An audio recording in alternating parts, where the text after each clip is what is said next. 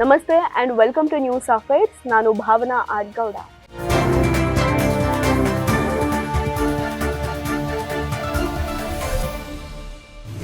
ರಾಜಕೀಯ ಅಂದ್ರೆ ಒಂದ್ ರೀತಿ ಗೇಮ್ ಇದ್ದಂಗೆ. ಇಲ್ಲಿ ಗೆದ್ದವನು ರಾಜ ಆಗ್ತಾನೆ, ಸೋತವನು ಬರೀ ಪ್ರಜೆ. ಆದ್ರೆ ಇತ್ತೀಚೆಗೆ ನಮ್ಮ ರಾಜ್ಯದ ರಾಜಕೀಯ ಪಂದ್ಯ ಸಿಕ್ಕಾಪಟ್ಟೆ ಇಂಟ್ರೆಸ್ಟಿಂಗ್ ಆಗಿದೆ. ಯಾರು ಗೆಲ್ತಾರೆ ಯಾರು ಸೋಲ್ತಾರೆ ಅನ್ನೋದಕ್ಕಿಂತ ಯಾರಿಗ್ ಕುರ್ಚಿ ಸಿಗುತ್ತೆ ಯಾರಿಗ್ ಕುರ್ಚಿ ಸಿಗಲ್ಲ ಅನ್ನೋದೇ ಒಂದು ದೊಡ್ಡ ಕಥೆ ಆಗಿದೆ. ಈಗಿನ ಪರಿಸ್ಥಿತಿ ಏನಾಗಿದೆ ಅಂದ್ರೆ ಕಾಂಗ್ರೆಸ್ ನಲ್ಲಿ ಇಬ್ಬರು ಸಿಎಂಗಳ ರೇಸ್. ಅದನ್ನ ನೋಡಿ ಬಿಜೆಪಿ ಪಾಳೆಯದಲ್ಲಿ ನವೆಂಬರ್ ತಿಂಗಳು ಏನಾಗುತ್ತೆ ಅಂತ ಹೇಳ್ತಾ ಡೈಲಿ ಒಂದೊಂದು ಬಾಂಬ್ ಹಾಕ್ತಿದ್ದಾರೆ. ಇವತ್ತು ನಾನು ಬರೀ ಈ ಸುದ್ದಿ ಹೇಳ್ತಾ ಇಲ್ಲ, ಇದ್ರ ಹಿಂದಿರುವಂತಹ ರಾಜಕೀಯ ಲೆಕ್ಕಾಚಾರವನ್ನ ಬಿಚ್ಚಿರ್ತೀನಿ.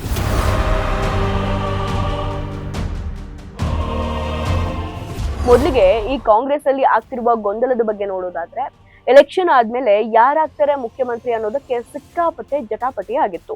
ದೆಹಲಿ ಮಟ್ಟಕ್ಕೆ ಹೋಗಿ ಹೈಕಮಾಂಡ್ ಮಧ್ಯಸ್ಥಿಕೆ ವಹಿಸಿ ಕೊನೆಗೆ ಸಿದ್ದರಾಮಯ್ಯ ಅವರಿಗೆ ಸಿಎಂ ಕುರ್ಚಿ ಕೊಟ್ರು. ಅವಾಗ ನಮ್ಮೆಲ್ಲರ ಮುಂದೆ ಬಂದು ಸಿದ್ದರಾಮಯ್ಯ ಅವರು ಏನ್ ಹೇಳಿದ್ರು, ನಾನು 5 ವರ್ಷ ಮುಖ್ಯಮಂತ್ರಿ ಆಗಿರ್ತೀನಿ, ಯಾರಿಗೂ ಮಧ್ಯದಲ್ಲಿ ಅವಕಾಶ ಕೊಡಲ್ಲ ಅಂತ ಸಿಕ್ಕಾಪಟ್ಟೆ ಗಟ್ಟಿ ಧ್ವನಿಯಲ್ಲಿ ಹೇಳಿದ್ರು. ಆಗ ಡಿ.ಕೆ. ಶಿವಕುಮಾರ್ ಅವರು ಕೂಡ ನಾವು ಒಗ್ಗಟ್ಟಾಗಿದ್ದೀವಿ, ಹೈಕಮಾಂಡ್ ತೀರ್ಮಾನಕ್ಕೆ ಬದ್ಧ ಅಂತ ಹೇಳಿದ್ರು. ಆದ್ರೆ ಈಗ ಸ್ವಲ್ಪ ದಿನದಿಂದ ಅವರ ಮಾತಿನ ದಾಟಿ ಸ್ವಲ್ಪ ಚೇಂಜ್ ಆಗಿದೆ. ಮಾಧ್ಯಮದವರು ಮುಖ್ಯಮಂತ್ರಿ ಬದಲಾವಣೆ ಬಗ್ಗೆ ಕೇಳಿದಾಗ ಸಿದ್ದರಾಮಯ್ಯನವರು ಮುಖ್ಯಮಂತ್ರಿ ಸ್ಥಾನದ ಬಗ್ಗೆ ಹೈಕಮಾಂಡ್ ತೀರ್ಮಾನ ತೆಗೆದುಕೊಳ್ಳುತ್ತೆ, ಅದಕ್ಕೆ ನಾವೆಲ್ಲ ಬದ್ಧ ಅಂತ ಒಂದು ಹೊಸ ಮಾತನ್ನ ಶುರು ಮಾಡಿದ್ದಾರೆ. ಈಗ ನೋಡಿ, ಪ್ರಶ್ನೆ ಶುರು ಆಗೋದು ಇಲ್ಲಿಂದ. ಮೊದಲು 5 ವರ್ಷ ನಾನೇ ಸಿಎಂ ಎಂದಿದ್ದ ಸಿದ್ದರಾಮಯ್ಯನವರು ಈಗ ಹೈಕಮಾಂಡ್ಗೆ ಬಿಟ್ಟಿದ್ದು ಅಂತ ಯಾಕೆ ಹೇಳ್ತಿದ್ದಾರೆ? ಈ ಪ್ರಶ್ನೆಗೆ ಉತ್ತರ ಸಿಗಬೇಕು ಅಂದ್ರೆ ರಾಜಕೀಯ ಲೆಕ್ಕಾಚಾರವನ್ನ ಅರ್ಥ ಮಾಡ್ಕೊಳ್ಬೇಕು. ಮೊದಲನೇದಾಗಿ ಒಳಗಿನ ಒಪ್ಪಂದದ ಒತ್ತಡ ಕೂಡ ಇರ್ಬೋದು. ಅಂದ್ರೆ ಎಲೆಕ್ಷನ್ ಆದ್ಮೇಲೆ 1 ವರ್ಷಕ್ಕೋ 2 ವರ್ಷಕ್ಕೋ ಸಿಎಂ ಸ್ಥಾನ ಬದಲಾಯಿಸ್ತೀವಿ ಅಂತ ಏನಾದ್ರೂ ಒಳಗಡೆ ಡೀಲ್ ಆಗಿದ್ಯಾ? ಆ ಡೀಲ್ ಪ್ರಕಾರ ಈಗ ಟೈಮ್ ಹತ್ತಿರ ಬರ್ತಿದ್ಯಾ ಅನ್ನೋ ಪ್ರಶ್ನೆ ಇದೆ. ಈ ಡೀಲ್ ಬಗ್ಗೆ ಡಿ.ಕೆ.ಶಿ ಪಾಳೆಯದಲ್ಲಿ ಬಹಳ ಗಟ್ಟಿಯಾದ ನಂಬಿಕೆ ಇದೆ. ಎರಡನೇದಾಗಿ ಡಿ.ಕೆ. ಶಿವಕುಮಾರ್ ಅವರ ಬಣದ ಶಕ್ತಿ ಹೆಚ್ಚಳ ಆಗಿದೆ. ಉಪಮುಖ್ಯಮಂತ್ರಿ ಡಿ.ಕೆ. ಶಿವಕುಮಾರ್ ಅವರು ತಮಗೆ ಬೇಕಾದ ಬೆಂಬಲಿಗರನ್ನ ಸ್ಟ್ರಾಂಗ್ ಮಾಡ್ಕೊಳ್ತಿದ್ದಾರೆ. ಇದರ ಜೊತೆಗೆ ಅವರ ಹೈಕಮಾಂಡ್ ಸಂಪರ್ಕ ಕೂಡ ಚೆನ್ನಾಗಿದೆ. ಸೊ ಈ ಕಾರಣಕ್ಕೆ ಸಿದ್ದರಾಮಯ್ಯನವರಿಗೆ ಒಳಗಿನಿಂದ ಪ್ರೆಷರ್ ಕೂಡ ಬಂದಿರಬಹುದು. ಹಾಗೆ ಬಹಳ ಮುಖ್ಯವಾಗಿ ದೆಹಲಿ ದರ್ಬಾರ್. ಏನು ಈ ದೆಹಲಿ ದರ್ಬಾರ್ ಅಂದ್ರೆ, ಲೋಕಸಭಾ ಚುನಾವಣೆ ಹತ್ತಿರ ಬರ್ತಿದೆ. ಹೈಕಮಾಂಡ್ಗೆ ರಾಜ್ಯದಲ್ಲಿ ಯಾವ ಮುಖ ನೋಡ್ಕೊಂಡು ಹೋದ್ರೆ ಹೆಚ್ಚು ಸ್ಥಾನ ಗೆಲ್ಲಬಹುದು ಅನ್ನೋದೇ ಬಹಳ ಮುಖ್ಯ. ಒಂದು ವೇಳೆ ಸಿದ್ದರಾಮಯ್ಯನವರ ವರ್ಚಸ್ಸು ಕಡಿಮೆ ಆಗ್ತಿದೆಯಾ ಅಂತ ಅನ್ಸಿದ್ರೆ ದೆಹಲಿ ಅವರು ತಕ್ಷಣ ನಿರ್ಧಾರವನ್ನ ತೆಗೆದುಕೊಳ್ಬಹುದು. ಈ ಪರಿಸ್ಥಿತಿಯನ್ನ ಅರಿತು ಸಿದ್ದರಾಮಯ್ಯನವರು ಜಾಣತನದಿಂದ ಮಾತಾಡ್ತಿದ್ದಾರೆ. ಅಂದ್ರೆ ಮೊದಲು ಸಿದ್ದರಾಮಯ್ಯನವರು ಆಡಿದ ಮಾತು ಒಳಗಿನ ಒತ್ತಡದಿಂದ ಈಗ ಬದಲಾಗಿದೆಯಾ ಅಂತ ನಾವು ಅರ್ಥ ಮಾಡ್ಕೊಳ್ಬಹುದು. ಇದು ಕಾಂಗ್ರೆಸ್ ಮನೆಯೊಳಗಿನ ಕತೆ. ನೋಡಿ, ಈಗ ಬಿಜೆಪಿಯ ನವೆಂಬರ್ ಕ್ರಾಂತಿಯ ಸಿದ್ಧತೆ ಆಗ್ತಿದೆ. ಏನು ಈ ನವೆಂಬರ್ ಕ್ರಾಂತಿ ಅಂದ್ರೆ, ಸ್ವಲ್ಪ ಬಿಜೆಪಿ ಕಡೆ ಗಮನ ಕೊಡಬೇಕು. ಅವರು ವಿರೋಧ ಪಕ್ಷದಲ್ಲಿ ಕೂತಿದ್ರು ಸಿಕ್ಕಾಪಟ್ಟೆ ಸದ್ದು ಮಾಡ್ತಾ ಇದ್ದಾರೆ. ಬಿಜೆಪಿಯಲ್ಲಿ ಕೇಳಿ ಬರ್ತಿರುವ ಮಾತೇನು ಅಂದ್ರೆ ನವೆಂಬರ್ ಕ್ರಾಂತಿ. ಕಾಂಗ್ರೆಸ್ ನಲ್ಲಿ ಸಿಎಂ ಬದಲಾವಣೆ ನವೆಂಬರ್ ನಲ್ಲಿ ಖಚಿತ, ಕಾಂಗ್ರೆಸ್ಗೆ ಒಂದು ದೊಡ್ಡ ಶಾಕ್ ಆದಿದೆ ಅಂತ ದಿನೇ ದಿನೇ ಒಬ್ಬೊಬ್ರು ಬಿಜೆಪಿ ನಾಯಕರು ಹೇಳೋಕ್ ಶುರು ಮಾಡಿದ್ದಾರೆ. ನೋಡಿ, ಇದು ನವೆಂಬರ್ ತಿಂಗಳು. ಈ ನವೆಂಬರ್ ಅಲ್ಲಿ ಬಿಜೆಪಿಯವರು ಸಿಎಂ ಬದಲಾವಣೆ ಆಗೇ ಆಗ್ತಾರೆ ಅಂತ ಗ್ಯಾರಂಟಿಯನ್ನ ಯಾಕೆ ಕೊಡ್ತಿದ್ದಾರೆ ಅಂತ ತಿಳ್ಕೊಳ್ಬೇಕು ಅಂದ್ರೆ, ಈ ಬಿಜೆಪಿಯ ನವೆಂಬರ್ ಕ್ರಾಂತಿ ಏನು ಅನ್ನೋದನ್ನ ನಾವು ಅರ್ಥ ಮಾಡ್ಕೊಳ್ಬೇಕು. ಬಹಳ ಮುಖ್ಯವಾಗಿ ಒಂದು ವಿರೋಧ ಪಕ್ಷದ ಅಸ್ತ್ರ.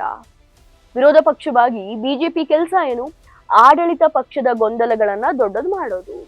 ಕಾಂಗ್ರೆಸ್ ನಲ್ಲಿರುವಂತಹ ಸಿಎಂ ಕುರ್ಚಿ ರಗಳೆಯನ್ನ ಬಿಜೆಪಿ ತುಂಬಾನೇ ಜೋರಾಗಿ ಪ್ರಚಾರ ಮಾಡ್ತಿದೆ. ಜನರಿಗೆ ಅವರು ಅವರವರೇ ಬಡ್ದಾಡ್ಕೊಳ್ತಿದ್ದಾರೆ ಅನ್ನುವಂತಹ ಭಾವನೆ ಬರೋ ಹಾಗೆ ಬಿಜೆಪಿ ಸರಿಯಾಗಿ ಕೆಲಸ ಮಾಡ್ತಿದೆ. ಹಾಗೆ ಎರಡನೇದಾಗಿ ಬಹಳ ಮುಖ್ಯವಾದ ವಿಚಾರ ಏನು ಅಂದ್ರೆ, 2 ನಾಯಕತ್ವದ ಪ್ರಶ್ನೆ. ನಿಜ ಹೇಳ್ಬೇಕು ಅಂದ್ರೆ ಬಿಜೆಪಿ ಒಳಗೂ ಕೂಡ ನಾಯಕತ್ವದ ಕೊರತೆ ಇದೆ. ಆದ್ರೆ ಬಿಜೆಪಿ ರಾಜ್ಯಾಧ್ಯಕ್ಷರಾಗಿ ವಿಜೇಂದ್ರ ಅವರು ಅಧಿಕಾರಕ್ಕೆ ಬಂದ ಮೇಲೆ ನವೆಂಬರ್ ನಲ್ಲಿ ನಾವು ರಾಜ್ಯದಲ್ಲಿ ಗೇಮ್ ಚೇಂಜ್ ಮಾಡ್ತೀವಿ ಅಂತ ಹೇಳೋದ್ರ ಮುಖಾಂತರ ಪಕ್ಷದ ಕಾರ್ಯಕರ್ತರಲ್ಲಿ ಹೊಸ ಹುಮ್ಮಸ್ಸನ್ನ ತುಂಬಿಸ್ತಿದ್ದಾರೆ. ಮೂರನೇದಾಗಿ ಬಹಳ ಮುಖ್ಯವಾದ ವಿಚಾರ ಏನು ಅಂದ್ರೆ ಲೋಕಸಭಾ ಚುನಾವಣೆ ತಂತ್ರ. ಲೋಕಸಭಾ ಚುನಾವಣೆ ಇನ್ನೇನು ಹತ್ರ ಬರ್ತಾ ಇದೆ. ಇದಕ್ಕಿಂತ ಮುಂಚೆ ಕಾಂಗ್ರೆಸ್ ಸರ್ಕಾರದಲ್ಲಿ ದೊಡ್ಡ ಮಟ್ಟದಲ್ಲಿ ರಾಜಕೀಯ ಗೊಂದಲ ಏನಾದ್ರೂ ಉಂಟಾದ್ರೆ ಅದು ಬಿಜೆಪಿ ಅವರಿಗೆ ಪ್ಲಸ್ ಪಾಯಿಂಟ್ ಆಗುತ್ತೆ. ಅಭಿವೃದ್ಧಿ ಬಿಟ್ಟು ಇವರು ಕುರ್ಚಿಗಾಗಿ ಜಗಳ ಆಡ್ತಿದ್ದಾರೆ ಅಂತ ಹೇಳಿ ಜನರನ್ನ ಸೆಳಿಬಹುದು ಅಂತ ಕೂಡ ಬಿಜೆಪಿ ಅವರು ಪ್ಲಾನ್ ಮಾಡಿರ್ಬೋದು. ಸಿಂಪಲ್ ಆಗಿ ಹೇಳ್ಬೇಕಂದ್ರೆ ಬಿಜೆಪಿಯ ನವೆಂಬರ್ ಕ್ರಾಂತಿ ಅಂದ್ರೆ ಅದು ಕಾಂಗ್ರೆಸ್ ಒಳಗಿನ ಗೊಂದಲವನ್ನ ಪ್ರಧಾನ ಅಸ್ತ್ರವಾಗಿ ಬಳಸಿ ರಾಜಕೀಯವಾಗಿ ಅಸ್ಥಿರತೆ ಸೃಷ್ಟಿಸುವ ಒಂದು ತಂತ್ರ. ನವೆಂಬರ್ನಲ್ಲಿ ಬದಲಾವಣೆ ಆಗುತ್ತೋ ಇಲ್ವೋ ಗೊತ್ತಿಲ್ಲ, ಆದ್ರೆ ಭಯವನ್ನ ಮಾತ್ರ ಬಿಜೆಪಿ ಬಹಳ ಚೆನ್ನಾಗಿ ಸೃಷ್ಟಿ ಮಾಡಿದೆ. ಹಾಗಾದ್ರೆ ಇಲ್ಲಿ ಪ್ರತಿಯೊಬ್ಬ ಕರ್ನಾಟಕದ ಜನತೆಗೆ ಕಾಡುವಂತ ಪ್ರಶ್ನೆ ಏನು ಅಂದ್ರೆ, ಕರ್ನಾಟಕದ ಮುಖ್ಯಮಂತ್ರಿ ಬದಲಾಗ್ತಾರಾ ಅಂತ. ಸಿದ್ದರಾಮಯ್ಯ ಅವರ ಮಾತು, ಬಿಜೆಪಿಯ ಗದ್ದಲ, ಡಿ.ಕೆ. ಶಿವಕುಮಾರ್ ಅವರ ರಾಜಕೀಯ ಮಹತ್ವಾಕಾಂಕ್ಷೆ, ಈ ಮೂರನ್ನ ಸೇರಿಸಿ ನೋಡಿದಾಗ 3 ಸಾಧ್ಯತೆ ನಮಗೆ ಕಾಣಿಸುತ್ತೆ. ಮೊದಲನೇದಾಗಿ ಹೈಕಮಾಂಡ್ ನ ತಾಳ್ಮೆ. ಕಾಂಗ್ರೆಸ್ ಹೈಕಮಾಂಡ್ ಲೋಕಸಭಾ ಚುನಾವಣೆ ಬರೋವರೆಗೂ ಯಾವುದೇ ದೊಡ್ಡ ಮಟ್ಟದ ಬದಲಾವಣೆ ಮಾಡಲ್ಲ. ಯಾಕೆ ಅಂದ್ರೆ ಈಗ ಸಿಎಂ ಬದಲಾವಣೆ ಮಾಡಿದ್ರೆ ಒಳ ಜಗಳ ಜಾಸ್ತಿಯಾಗಿ ಅದು ಲೋಕಸಭಾ ಚುನಾವಣೆಯಲ್ಲಿ ನಷ್ಟ ಉಂಟು ಮಾಡಬಹುದು. ಹಾಗಾಗಿ ಡಿ.ಕೆ. ಶಿವಕುಮಾರ್ ಅವರಿಗೆ ಉಪಮುಖ್ಯಮಂತ್ರಿ ಸ್ಥಾನದಲ್ಲಿಯೇ ಉಳಿದು ಕೆಲಸ ಮಾಡೋಕೆ ಹೇಳ್ಬೋದು. ಹಾಗೆ ಸಿಎಂ ಸಿದ್ದರಾಮಯ್ಯ ಅವರನ್ನೇ ಮುಂದುವರಿಸುವಂತಹ ಚಾನ್ಸಸ್ ಇದೆ. ಹಾಗೆ ಎರಡನೇ ಪಾಸಿಬಿಲಿಟೀಸ್ ಏನು ಅಂತ ಅಂದ್ರೆ ಗೌರವಯುತವಾಗಿ ನಿರ್ಗಮನ.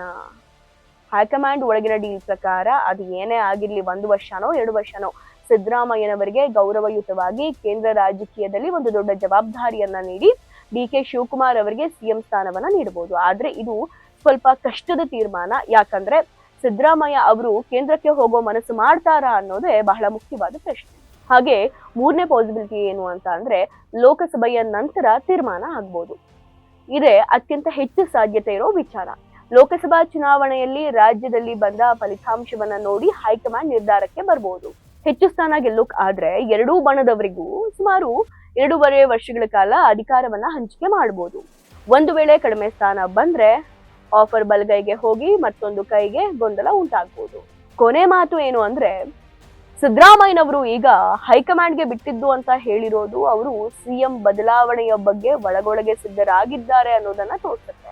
ಬಿಜೆಪಿಯ ನವೆಂಬರ್ ಕ್ರಾಂತಿಯ ಸುದ್ದಿ ಹಬ್ಬಿಸ್ತಿರೋದು ರಾಜಕೀಯ ಲಾಭಕ್ಕೋಸ್ಕರ. ಅಂತಿಮವಾಗಿ ಈ ಕುರ್ಚಿ ಕತೆಗೆ ಫುಲ್ ಸ್ಟಾಪ್ ಇಡೋದು ದೆಹಲಿಯ ದೊರೆಗಳೇ. ಅವರ ತೀರ್ಮಾನಕ್ಕಾಗಿ ನಾವೆಲ್ಲರೂ ಕಾಯ್ಬೇಕಾಗಿದೆ. ಇದಾಗಿತ್ತು ಇವತ್ತಿನ ನ್ಯೂಸ್ ಅಫೇರ್ಸ್ ಅಪ್ಡೇಟ್ಸ್. ಮತ್ತೆ ಭೇಟಿಯಾಗೋಣ. ಧನ್ಯವಾದಗಳು. ವಂದೇ ಭಾರತ ಮಾತರಂ.